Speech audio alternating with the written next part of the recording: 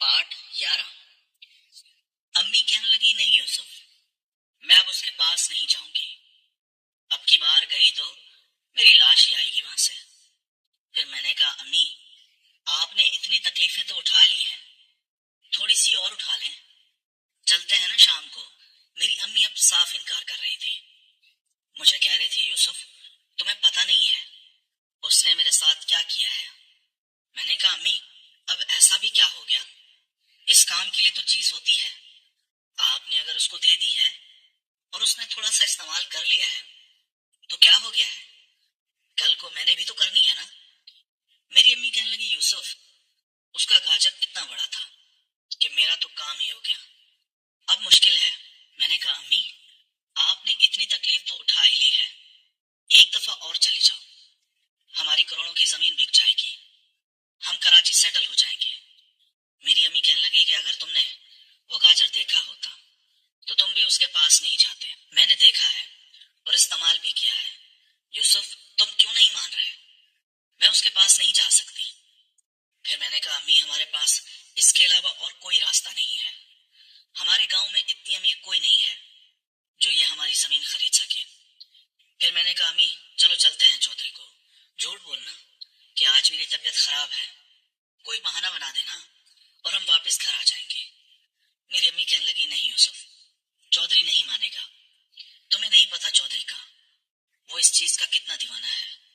मैंने कहा, यार तुम तो कह रही थी कि तुम उससे शादी करती और अब 2 दफा में ही तुम्हारी बस करवा दी उसने, शादी के ख्याल खत्म हो गए। उसने कहा, हाँ क्योंकि आखिरी दफा जो उसने मेरे साथ किया है उससे काफी मना करती रही हूँ, लेकिन वो नहीं रुका, जानवर बन गया था। फिर बड़ी मुश्किलों से मैंने उसको मनाया। मैंने कहा, जमीन बेच के हम कराची शिफ्ट हो जाएंगे, एक दफा उस चौधरी से मुलाकात कर लो। फिर मेरी अम्मी मजबूर हो गई और फिर हम शाम को चौधरी के पास निकल गए। हम गए तो चौधरी देरे पे मौजूद नहीं था। उसके मुलाजिम ने दरवाजा खोला और हमें बहुत बाअदब तरीके से उसी गार्डन वाली कुर्सियों पर बिठाया, चाय बना के लाया और ठंडा पानी जग में लाया। फिर कहा कि तुम लोग बैठो, चौधरी साहब ने कहा है कि मैं आ रहा हूँ 10 मिनट में। फिर वो चौधरी भी अपनी वीगो गाड़ी पे आ गया। उसकी गाड़ी दरवाजे से जैसे ही एंटर हुई, चौधरी की नजर मेरी अम्मी पे पड़ी। वो देख के फातिहाना तरीके से मुस्कुरा रहा था। मैंने अम्मी को देखा तो वो परेशान हो रही थी, लेकिन मैं मजबूर था, मेरे पास और कोई दूसरा रास्ता नहीं था सिवाय अपनी अम्मी को उसके सामने लाने का। फिर वो चौधरी आया, सीधा आके हमारे साथ बैठ गया। मुझे कहा, हाँ यूसुफ अब तुम घर चले जाओ, मैं जमीनों की बात तुम्हारी अम्मी से कर लूंगा और फिर उसे 2-3 घंटे बाद यहाँ से ले जाना। फिर मुझे बड़ा गुस्सा आ रहा था चौधरी पे, लेकिन मैं अपना गुस्सा निकाल भी तो नहीं सकता था। मैंने बहुत जब्त किया।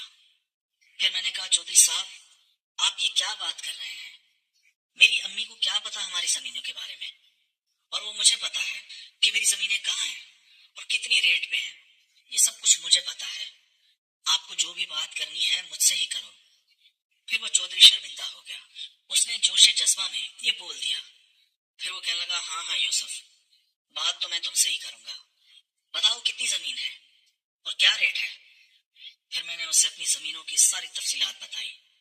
मैंने कहा कि मेरे छोटे भाई काशिफ के हिस्से में इतनी आती है और मेरे हिस्से में इतनी आती है, सबका हिस्सा मिला के इतनी जमीन बनती है और फला जगह पे है, उस जगह का रेट ये चल रहा है। उस रेट के हिसाब से 6-6.5 करोड़ रुपए बनते हैं। फिर वो चौधरी कहने लगा कि कोई बात नहीं, मैं 6 करोड़ तुम्हें दे दूंगा, लेकिन 1 हफ्ते का टाइम दो, मैं 1 हफ्ते में जमा कर लूंगा और फिर वो जमीन भी जब तक तुम अपने नाम लगवा लोगे और फिर बाद में मेरे नाम लगा देना। मैंने कहा, चौधरी साहब जब जमीन आपको बेचनी है तो मैं फिर अपने नाम क्यों लगाऊं, डायरेक्ट ही अब्बू को बोल के वो आपके नाम पे अलॉट करवा देता हूँ। चौधरी कहने लगा कि चलो ये भी ठीक है। फिर चौधरी कहने लगा कि हमारा सौदा डन हो गया है, 6 करोड़ में सारी जमीन मेरी, कल आना, मैं 1 करोड़ तुम्हें टोकन के तौर पे दूंगा। जब उसने 1 करोड़ का नाम लिया, 1 करोड़ बहुत बड़ी रकम थी। मैंने कहा, चलो ठीक है चौधरी साहब, मैं कल आऊंगा आपसे 1 करोड़ पे ले लूंगा और हमारा सौदा डन है। अब मैंने सोचा कि मैं इतनी बड़ी रकम लेके रखूंगा कहाँ, क्योंकि मैंने आज तक अपना बैंक अकाउंट तक नहीं खुलवाया था। اور نہ ہی مجھے کبھی ضرورت پڑی تھی۔ پھر میں نے کہا چلو ٹھیک ہے، کل جا کے اپنا بینک بھی کھلوا لوں گا اور پھر 1 کروڑ اس میں جمع کروا دوں گا۔ اب مجھے 1 کروڑ کی خوشی تھی، اور یہ بھی تھا کہ اتنی بڑی رقم ایک دم میرے پاس آ گئی۔ میں تو ایک چھوٹی سی دکان چلانے والا بندہ، اور اب میرے پاس کروڑوں روپے آ گئے۔ میرے خواب بھی بڑھ گئے، اب میں خواب بھی بڑے بڑے دیکھنے لگا۔ پھر میں نے کہا چلو امی گھر چلتے ہیں۔ پھر وہ چودھری کہنے لگا کہ تمہیں کہا تو ہے کہ جاؤ، 2-3 گھنٹے بعد لے جانا۔ پھر میری امی چودھری کو کہنے لگی، نہیں چودھری صاحب، میری طبیعت ٹھیک نہیں ہے، میری طبیعت ویسے کی ویسی ہے۔ پھر وہ چودھری کہنے لگا، اچھا اوپر اوپر سے کروں گا، زیادہ تکلیف نہیں پہنچاؤں گا۔ پھر میں نے امی کو کہا کہ چلو ٹھیک ہے، چودھری صاحب اتنا اصرار کر رہے ہیں تو آپ رک جائیں، میں پھر آتا ہوں، آپ کو بعد میں لے جاتا ہوں۔ پھر میری امی کی آنکھوں میں مجبوری مجھے صاف نظر آ رہی تھی، جو کہ وہاں رکنا نہیں چاہتی تھی۔ میری امی آنکھوں ہی آنکھوں میں مجھے منع کر رہی تھی، لیکن 1 کروڑ کی پٹی میری آنکھوں پہ بند گئی تھی۔ پھر میں نے اپنی بائک نکالی اور باہر آ گیا۔ پھر میں اس عورت کو فون کیا جس کے پاس میں گیا تھا کہ یہ خوشخبری میں اس کو سناؤں کہ کل میرے پاس اتنی بڑی رقم آنے والی ہے۔ میں اس رقم سے کراچی میں کوئی اچھا سا گھر خریدنے والا تھا، لیکن پھر میں نے سوچا کہ نہیں، گھر جاتا ہوں، اپنے بھائی سے مشورہ کرتا ہوں کہ زمین ہماری سیل ہو گئی ہے، کل اتنی بڑی رقم آنے والی ہے، تو کراچی میں کوئی گھر ڈھونڈے جو 1-1.5 کروڑ کے راؤنڈ اباؤٹ ہو۔ پھر میں سیدھا گھر آیا۔ کاشف بیٹھا ہوا تھا، میری بہنیں کھانا بنا رہی تھی۔ کاشف کہنے لگا، بھائی اب پھر امی کو ادھر چھوڑا ہے، یہ چودھری نے سمجھا کیا ہوا ہے آخر؟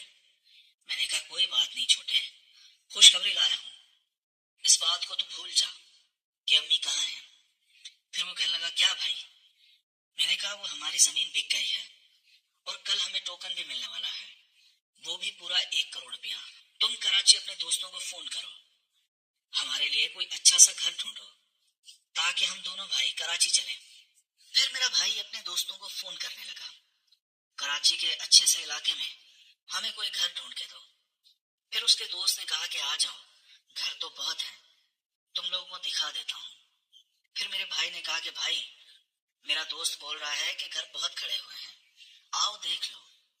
میں نے کہا اچھا، کل مجھے پیسے ملنے والے ہیں، کل صبح جلدی اٹھنا ہے، جا کے بینک اکاؤنٹ بھی کھلوانا ہے اور وہ سارے پیسے اس میں جمع بھی تو کروانے ہیں، تو پرسوں ہم کراچی چلے جائیں گے اور 1 ہفتے تک ہمارے پاس سارے پیسے بھی آ جائیں گے۔ کراچی جا کے ہم کوئی اچھا سا گھر پسند کر کے آ جائیں گے اور پھر ہم واپس یہاں آ کے امی اور بہنوں کو لے جائیں گے۔ میرا بھائی کہنے لگا کہ چلو ٹھیک ہے، اور پھر میری بہن کنیز آئی، کہنے لگی بھائی مبارک ہو، آپ کی زمین سیل ہو گئی۔ میں نے کہا ہاں کنیز، میری نہیں ہم سب کی زندگی اب آسان ہونے والی ہے۔ وہ کہنے لگی ہاں شکر ہے بھائی اللہ کا، ہم اس چھوٹے سے اور گندے گاؤں سے ہماری جان چھوٹ جائے گی، اب ہم بھی شہر میں جائیں گے اور وہاں ہم اپنی سکون بھری زندگی کا آغاز کریں گے۔ میں نے کہا ہاں کنیز، میں وہاں پہ جا کے تم سب کی اچھی جگہوں پر شادی کرواؤں گا۔ پھر میری بہن کہنے لگی یوسف بھائی کھانا تیار ہے، آپ کہو تو میں لے آؤں۔ میں نے کہا نہیں کنیز، میں ابھی امی کو لینے جاؤں گا، تو بس آ کے ہم امی کے ساتھ مل کے کھانا کھائیں گے۔ اس زمین کو حاصل کرنے کے لیے جتنی بڑی قیمت میری امی نے چکائی تھی وہ ہم سب پہ بھاری تھی، اور اس قیمت کو صرف میں ہی جانتا تھا، میری امی کیا قیمت چکا رہی تھی، اسی لیے میں اپنی امی کے ساتھ کبھی بھی دھوکہ نہیں کروں گا، یہ میں نے اپنے دل میں سوچ رکھا تھا۔ اور پھر میں 2.5-3 گھنٹے بعد واپس اسی ڈیرے پہ آ گیا۔ ملازم مجھے چونک کر دیکھنے لگا، مجھے کہنے لگا تم یہاں؟ میں نے کہا ہاں میں، کیا ہوا؟ اس نے کہا وہ تمہاری امی کی طبیعت خراب ہو گئی ہے، چودھری اس کو ہسپتال لے گیا ہے، تمہیں نہیں پتا؟ میرے پیروں تلے زمین نکل گئی تھی، آخر وہی ہوا جس ڈر سے امی ڈر رہی تھی۔ میں نے کہا نہیں، مجھے تو نہیں پتا، مجھے تو چودھری نے فون نہیں کیا، اس نے کہا 1 گھنٹہ ہو گیا ہے، تمہاری امی کو چودھری کسی بڑے ہسپتال میں لے گیا ہے، اس کی اچانک طبیعت خراب ہو گئی۔ پھر میں نے کہا کیا ہوا اسے؟ وہ کہنے لگا تمہیں تو پتا ہے نا کہ چودھری کے پاس کیا ہے۔ میں نے اس کو کہا کہ کیا تم پاگل ہو گئے ہو، مجھے کیسے پتا ہوگا؟ وہ ملازم کہنے لگا کہ چودھری تو جانور ہے جانور، اور تمہاری امی تو ایک معصوم عورت تھی، سو وہ برداشت نہ کر پائی، اسی لیے اسے اسپتال جانے کی ضرورت پڑ گئی۔ میں نے پھر اپنا فون نکالا، میں نے چودھری کو فون کیا۔ چودھری اب میرا فون نہیں اٹھا رہا تھا۔ میں اور زیادہ ڈر رہا تھا۔ پھر میں نے اس ملازم کو کہا، میں نے کہا چودھری صاحب کو فون تو کرو، میرا تو فون ہی نہیں اٹھا رہا۔ اور پھر وہ ملازم بھی مسلسل چودھری صاحب کو فون کرتا رہا، لیکن چودھری نے اس کا فون بھی نہیں اٹھایا۔ اب میں اور ڈر رہا تھا، میرے دل میں طرح طرح